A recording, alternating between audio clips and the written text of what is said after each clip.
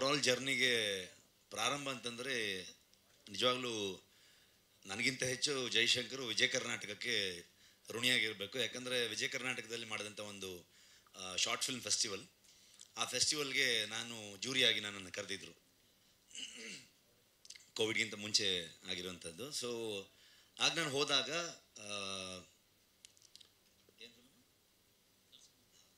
ಎಲ್ಲ ಅದೇ ಥರನೇ ಇದೆ, ನರಸಿಂಹಯ್ಯನ ಫಿಲಮು ಅಂತ ಅಂದ್ಕೊಂಡು ಒಂದು ಶಾರ್ಟ್ ಫಿಲ್ಮ್ ಮಾಡಿದರು. ಸೊ ನಾನು ಜೂರಿಯಾಗಿದ್ದಾಗ ಎಲ್ಲ ಟೈಟ್ಲು ಅದೇ ಥರ ಇದೆ ಕಣ ನಟೇಶ್, ಹಂಗಾಗಿ ಸೊ ಅಲ್ಲಿ ಪ್ರಶಸ್ತಿಯನ್ನು ಗೆದ್ದಿದ್ರು. ಸೊ ಆಗ ನಾನು ಫಿಲ್ಮ್ದು ಪೋಸ್ಟ್ ಪ್ರೊಡಕ್ಷನಲ್ಲಿದ್ದೆ. ಇವ್ರನ್ನ ಅಜನೀಶ್ ಸ್ಟುಡಿಯೋದಲ್ಲಿ ಕೆಲಸ ಮಾಡ್ತಾ ಇದ್ವಿ, ಅಲ್ಲಿಗೆ ಕರೆಸಿ ಇವ್ರಿಗೆ ಹಿಂಗೆ ಕಥಾ ಸಂಗಮ ಮಾಡ್ತಾ ಇದ್ದೀನಿ. ಅದರಲ್ಲಿ ಒಂದಷ್ಟು ಹೊಸ ಪ್ರತಿಭೆಗಳಿಗೆ ಅವಕಾಶ ಇದೆ ಅಂತ ಅಂದ್ಕೊಂಡು ಹೇಳಿದಾಗ 2 ದಿವಸದಲ್ಲಿ ಲಚ್ಚವ ಕಥೆನ ಮಾಡಿಕೊಂಡು ಬಂದಿದ್ರು. ಸೊ ಕಥಾ ಸಂಗಮದಲ್ಲಿ ಕೊನೆಯ ಕಥೆಯಾಗಿ ಕಥೆ ಇತ್ತು, 7 ಕಥೆಯಲ್ಲಿ. ಸೊ ಅದನ್ನು ಮಾಡಿದಾಗ ಈ ಥರದ ಏನಾದರೂ ಈ ಜಾನ್ರಲ್ಲಿ ಅಥವಾ ಈ ಥರದ ಕಂಪ್ಲೀಟಾಗಿ ನಾನ್ ಆ್ಯಕ್ಟರ್ಗಳನ್ನು ಇಟ್ಕೊಂಡು ಎಕ್ಸ್ಪ್ಲೋರ್ ಮಾಡೋವಂಥ ಒಬ್ಬ ನಿರ್ದೇಶಕ. ಈಗ ಕೇಳಿದ್ರೆ ಹೇಳ್ತಾ ಇದ್ದಾರೆ, ಇದಾದಮೇಲೆ ಇಲ್ಲೆಲ್ಲ ಒಳ್ಳೊಳ್ಳೆ ಆ್ಯಕ್ಟರ್ ಸಿಕ್ಕಿದ್ರೆ, ಡೇಟ್ ಸಿಕ್ಕಿದ್ರೆ ಕಮರ್ಷಿಯಲ್ ಫಿಲ್ಮ್ ಮಾಡ್ತೀನಿ ಅಂತೆಲ್ಲ ಹೇಳ್ತಾ ಇದ್ದಾರೆ. ಸೊ ಶಿವಮ್ಮನೇ ನನ್ನ ಪ್ರಕಾರ ಒಂದು ಕಮರ್ಷಿಯಲ್ ಫಿಲ್ಮ್. ಸೊ ಅಲ್ಲಿಂದ ಜರ್ನಿ ಶುರುವಾಗಿರೋದು.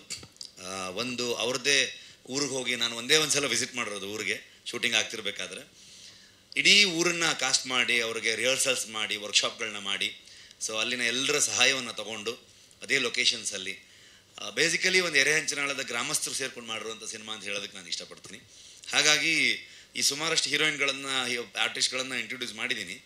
ಆದರೆ ಇದು ಸ್ಪೆಷಲ್, ಶಿವಮ್ಮ ಅವ್ರನ್ನ ಹೀರೋಯಿನ್ ಆಗಿ ಇಂಟ್ರೊಡ್ಯೂಸ್ ಮಾಡ್ತಿರೋದು ಕನ್ನಡ ಚಿತ್ರರಂಗಕ್ಕೆ. ಸೊ ಇನ್ನು ಮುಂದೆನೂ ಕೂಡ ಇವರು ಅದ್ಭುತವಾಗಿ ಸಿನಿಮಾಗಳಲ್ಲಿ ಅವಕಾಶ ಸಿಗುತ್ತೆ, ಇವ್ರಿಗೆ ಒಳ್ಳೆಯದಾಗುತ್ತೆ ಅಂತ ನಾನು ನಂಬಿದ್ದೀನಿ. ಹಲವಾರು ದೇಶ ವಿದೇಶಗಳಲ್ಲಿ ದೊಡ್ಡ ದೊಡ್ಡ ಫೆಸ್ಟಿವಲಲ್ಲಿ ಸಿನಿಮಾ ಅಲ್ಲಿ ಪ್ರೀಮಿಯರ್ನ ಆಗಿ ತೆರೆ ಕಂಡು ತುಂಬ ಅದ್ಭುತವಾದಂಥ ಪ್ರಶಂಸೆಯನ್ನು ಗಳಿಸ್ಕೊಂಡು ಈಗ ನಾವು ರಿಲೀಸಿಗೆ ಬರ್ತಾ ಇದ್ದೀವಿ. ನಾನು ನನ್ನ ಶೆಡ್ಯೂಲು ಪ್ಲಸ್ ಮಧ್ಯದಲ್ಲಿ ಏನು ಬ್ರೇಕ್ ಇತ್ತು ಇದನ್ನೆಲ್ಲ ಪ್ಲ್ಯಾನ್ ಮಾಡ್ಕೊಂಡು ಬಂದ್ವಿ. ಇದೇ 14ನೇ ತಾರೀಕು ಸಿನಿಮಾ ರಿಲೀಸ್ ಆಗ್ತಾ ಇದೆ. ನಮಗೂ ಗೊತ್ತಿತ್ತು, ಅಂದರೆ ಈ ಮಳೆ ಅದ್ರ ಜೊತೆಗೆ ಇರುವಂಥ ಸಮಸ್ಯೆಗಳು, ನಾಳೆಗೆ ಬೇರೆ ರಿಸಲ್ಟು ಎಲೆಕ್ಷನ್ದು, ಅದರ ಗಲಾಟೆ, ಮೀಡಿಯಾದಲ್ಲಿ ಎಷ್ಟು ಬರುತ್ತೆ ಪ್ಲೇ ಆಗುತ್ತೆ ಗೊತ್ತಿಲ್ಲ. ನಮ್ಮ ಕಡೆಯಿಂದ ಒಂದು ಅಟೆಂಪ್ಟು, ಇಂಟ್ರೆಸ್ಟ್ ಇದ್ದವ್ರಿಗೆ, ಖುಷಿ ಆದವ್ರಿಗೆ ಖಂಡಿತವಾಗ್ಲೂ ಇದನ್ನು ತಲುಪಿಸ್ತಾರೆ ಅಂತ ಅಂದ್ಕೊಂಡಿದ್ದೀನಿ. ಸೊ ಇಷ್ಟು ವಿಚಾರ. ಇದು ಶುರು ಅಷ್ಟೇ, ಇದೇ ಥರದ ಇನ್ನೂ ಒಂದಷ್ಟು ಸಿನಿಮಾಗಳು ತಯಾರಾಗಿರುವಂಥದ್ದಿದೆ. ಸೊ ಇನ್ನು ಒಂದು 2-3 ತಿಂಗಳಲ್ಲಿ ಕಂಟಿನ್ಯೂಸ್ ಒಂದು 3 ಸಿನಿಮಾಗಳನ್ನು ರಿಲೀಸ್ ಮಾಡ್ತೀವಿ. ಸೊ ಸಿನಿಮಾಗೆ, ಥಿಯೇಟ್ರಿಗೆ ಜನ ಬರಲ್ಲ ಅನ್ನುವಂಥದ್ರ ಬಗ್ಗೆ ಸುಮಾರಷ್ಟು ಚರ್ಚೆಗಳು ಆಗಾಗ ಕೇಳ್ತಿದ್ದೆ. ಬಿಕಾಸ್ ನಾನು ಶೂಟಿಂಗಲ್ಲಿ ಇದರಿಂದ ಸಂಪೂರ್ಣವಾಗಿ ಏನು ಗೊತ್ತಾಗ್ತಿರ್ಲಿಲ್ಲ. ಒಳ್ಳೆ ಸಿನಿಮಾಗಳು ಬಂದಾಗ ಖಂಡಿತವಾಗ್ಲೂ ಜನ ಸಪೋರ್ಟ್ ಮಾಡಿದ್ದಾರೆ ಅಂತ ನಾನು ನಂಬ್ತೀನಿ.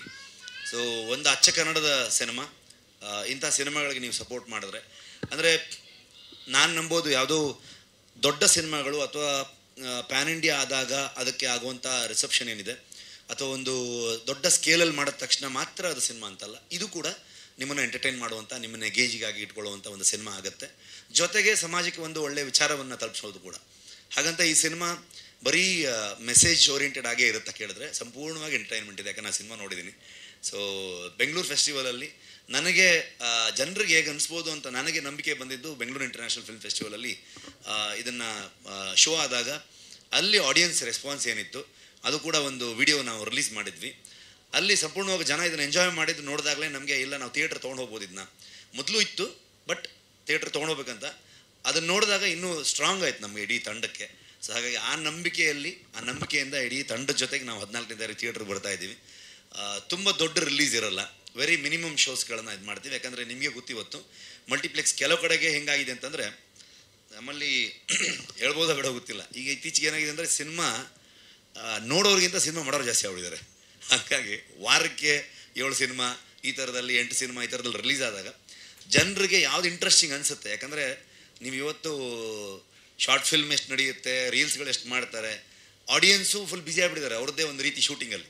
ಸೊ ಹಾಗಾಗಿ ಅದನ್ನು ಮೀರಿ ಅವ್ರನ್ನ ಎಂಟರ್ಟೈನ್ ಮಾಡಬೇಕು. ಹಾಗಾಗಿ ಏನಾಗಿದೆ ಪರಿಸ್ಥಿತಿ ಅಂತಂದರೆ, ಕೆಲವು ಶೋಸ್ಗಳು ಕೊಡ್ತಾರೆ, ಅದು ಫಿಲ್ ಆದರೆ ನೆಕ್ಸ್ಟ್ ಶೋಗಳು ಸಿಗುತ್ತೆ. ಸೊ ಹಾಗಾಗಿ ವೆರಿ ಮಿನಿಮಮ್ ರಿಲೀಸನ್ನು ಪ್ಲ್ಯಾನ್ ಮಾಡ್ಕೊಂಡು ಮಾಡ್ತಾ ಇದ್ದೀವಿ. ಆ್ಯಂಡ್ ಮೇಜರ್ ನಾರ್ತ್ ಕರ್ನಾಟಕದಲ್ಲಿ ಎಲ್ಲ ಭಾಗದಲ್ಲಿ, ಬಿಕಾಸ್ ಅಲ್ಲಿದ್ದ ಭಾಷೆ ನಮ್ಗೆ ಹೇಳ್ತಿದ್ರು ಯಾವಾಗಲೂ ಬರೀ ಮಂಗಳೂರದೇ ಮಾಡ್ತಾರೆ ಇವರು, ಶೆಟ್ರುಗಳೇ ಇರ್ತಾರಂತ. ಶರಣಮ್ಮ ಶೆಟ್ಟಿ ಅಲ್ಲ ಆಯ್ತಲ್ವ. ಸೊ ಆಮೇಲೆ ಅದು ಕನ್ಫ್ಯೂಸ್ ಆಗ್ಬಿಟ್ರೆ ಕಷ್ಟ ಅಂತ. ಸೊ ಹಾಗಾಗಿ ಸಂಪೂರ್ಣ ನಾರ್ತ್ ಕರ್ನಾಟಕದಲ್ಲಿ ಆ ಭಾಷೆಯಲ್ಲಿ ಅಲ್ಲಿನ ಕಥೆಯನ್ನು ಹೇಳಿರೋದ್ರಿಂದ ಅಲ್ಲಿ ತುಂಬ ಫೋಕಸ್ ಮಾಡಿ ಅಲ್ಲೆಲ್ಲ ರಿಲೀಸ್ ಮಾಡೋದಕ್ಕೆ ಪ್ಲ್ಯಾನ್ ಮಾಡ್ತಾ ಇದ್ದೀವಿ. KRG ಸ್ಟುಡಿಯೋಸ್ ಅವರು ಸಿನಿಮಾನ ಡಿಸ್ಟ್ರಿಬ್ಯೂಟ್ ಮಾಡ್ತಾ ಇದ್ದಾರೆ. ಸೊ ಇಷ್ಟು ವಿಚಾರ. ಇನ್ನು ಓಟು ಜೈಶಂಕರ್, ಶರಣಮ್ಮ ಅವರು ಮತ್ತು ಅವರ ಸಹ ಕಲಾವಿದರುಗಳು ಮಾತಾಡ್ತಾರೆ. Thank you.